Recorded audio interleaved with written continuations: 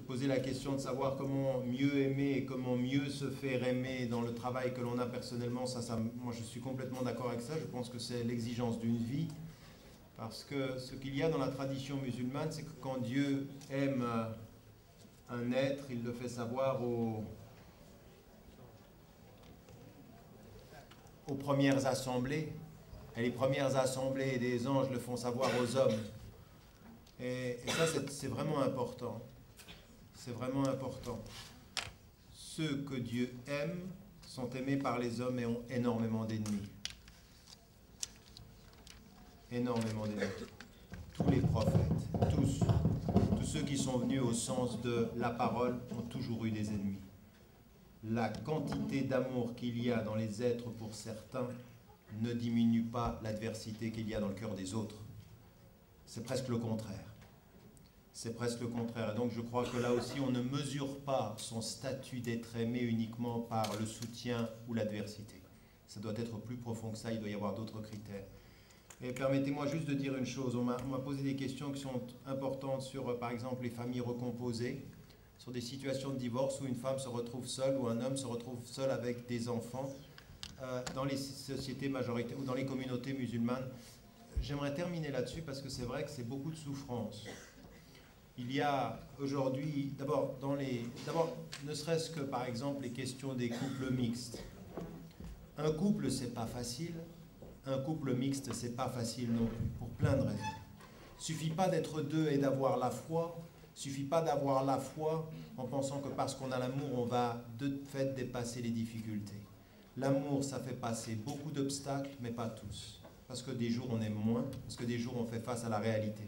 Donc ce qui a été dit tout à l'heure est très important. De la même façon qu'on apprend à ses enfants à aimer, on questionne leurs amours, on questionne... Vous savez, quand vous avez vos enfants qui aiment un certain type de musique, qui aiment un certain type d'attitude, un certain type de vêtements, au lieu de tout interdire, questionnez leurs amours, questionnez leurs goûts, faites-les réfléchir à ce pourquoi ils aiment ce qu'ils aiment.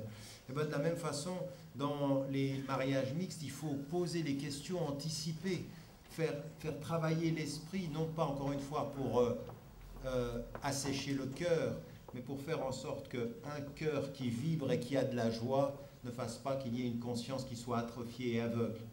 L'amour rend vraiment aveugle. Mais vraiment, il y en a certains vous dites, mais je ne vois pas que tu ne puisses pas voir. Et pourtant, elle ou il ne voit pas. Donc il y a un vrai travail sur comment est-ce qu'on dépasse les diversités culturelles, comment est-ce qu'il faut absolument, au nom même des principes islamiques, refuser le racisme culturel ou le rejet culturel et national. Il faut que dans cette communauté, on refuse absolument que parce qu'on est marocain ou algérien ou tunisien, on ne puisse pas être en amour et en couple avec un marocain, un algérien, un tunisien d'une autre nationalité. Il faut qu'on refuse absolument, au nom même de nos principes, quand on est d'Afrique du Nord, qu'on puisse se voir refuser l'amour parce qu'on est belge converti et qu'on ait ce racisme-là. Pire encore, il faut refuser, mais ça, vous savez, c'est le sens qu'on donne à l'amour avec des principes. Il faut aimer avec des principes. Qu'on puisse dire aujourd'hui dans ces communautés que, par exemple, parce qu'on vient d'Afrique occidentale, du Sénégal, du Mali, et parce qu'on est noir, on aurait moins droit à l'amour dans cette communauté. C'est du racisme, c'est inadmissible, ça ne peut pas être. Toute conscience humaine, et en plus conscience musulmane qui accepte ces dérives, est une conscience qui accepte le racisme contre l'islam et jamais en son nom. Jamais, jamais en son nom. Ça, c'est aussi des mariages mixtes, c'est aussi le culturel et l'interculturel qu'il faut aborder. Et la deuxième des choses que j'aimerais dire très rapidement, c'est que quand on a des mariages et qu'on a des divorces, il ne vous appartient pas de juger une femme et un homme divorcés. Vous n'êtes pas le jugement sur terre et vous n'avez... Ça aussi, il y a des gens qui se permettent des jugements moraux sous prétexte qu'en islam, le divorce est détesté. Quand on a un divorcé, on l'exclut ou on jette un anathème psychologique. Ça n'est pas légitime. Il y a des femmes qui ont eu raison de divorcer. Il y a des hommes, ils ont eu raison de divorcer. Et le divorce n'est pas en soi une faute. Ça peut être la meilleure des pires solutions, mais ça peut être la meilleure des solutions. Et il ne nous appartient pas d'être des juges. Et quand on voit aujourd'hui, moi je suis désolé, Franchement, je me vois à des moments donnés, il y a des gens qui viennent vers moi et me disent « Mais le travail que tu fais, ils m'applaudissent, tu vas à gauche, tu fais des conférences. » Et je dis « Mais attendez, vous avez vu parfois votre voisine ou votre voisin, il y a des femmes, elles ont 1, 2, 3, 4 enfants, elles travaillent, elles s'occupent des enfants, elles font 4 fois plus que ce que je pourrais faire et on y est pas. »